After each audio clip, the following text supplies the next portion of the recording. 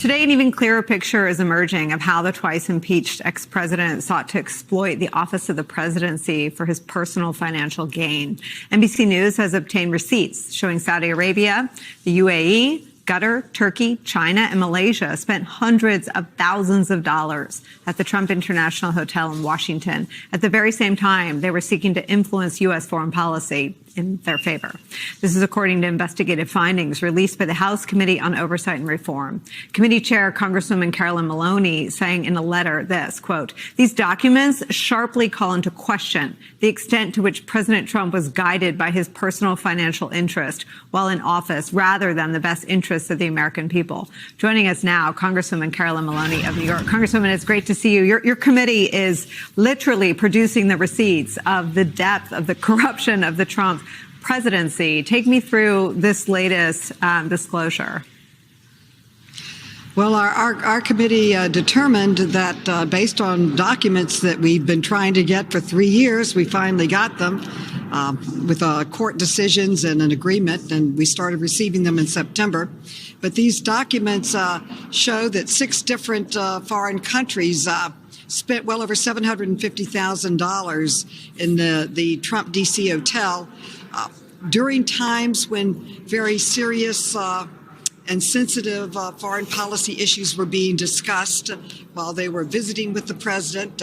This was coming to his hotel. It showed that some of the rooms, the most expensive room was over $10,000, and they were renting $10,000 rooms.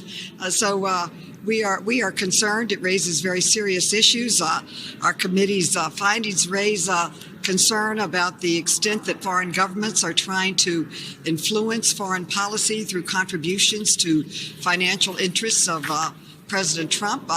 And we need to know whether he was serving the people's interests or his own personal financial interests. So today we sent a letter to the archivist requesting the presidential records around all of these incidents and really information about any foreign spending in Trump businesses during his presidency.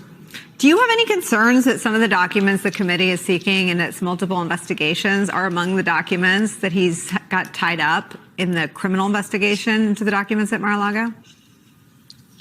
Well, that's a very serious concern. We are still concerned about those documents, and we're still looking for them. We're still trying to get a full accounting.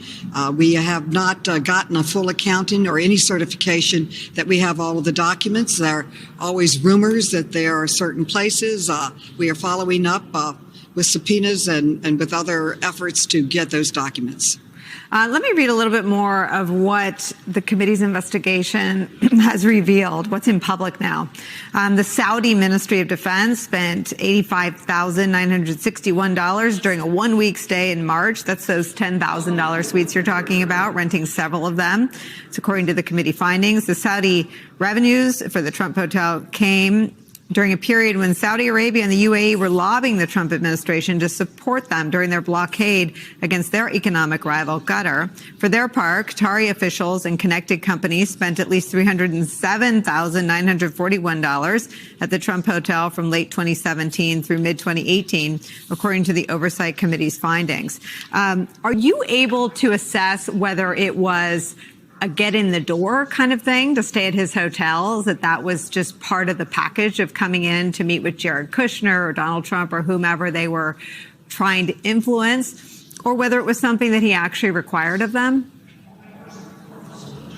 Well, that's why we're looking at all communications between the president and the president's offices and these foreign countries, and that's what our letter asked for more documentation. We did get this is the first time we've gotten actual numbers about foreign expenditures in his businesses, and what we're looking at is ways to prevent this in the future, to remove any influence of money, especially from foreign governments. It's against the law. The Emoluments Clause says you cannot take any money from any foreign government. So I personally believe that presidents should not be conducting business while they're in the White House. They should be just conducting the people's business and not running their own private firms. But we're looking at ways to strengthen the conflicts of interest clause to make sure that this conflict doesn't happen in the future. Congresswoman, are any of the Republicans on the committee helping you with these investigations? Or are they not interested in solving that question you just laid out? They have not participated in these investigations. They have participated in other reforms that we passed for the post office, making monumental reforms and preserving the ability of the post office to serve the people in the future, and also with the Veterans Veterans Administration. We worked in a bipartisan way there, helping the veterans, modernizing the processing of their claims. So there are some areas where we do work together. They are not supportive of our investigations into Mr. Trump.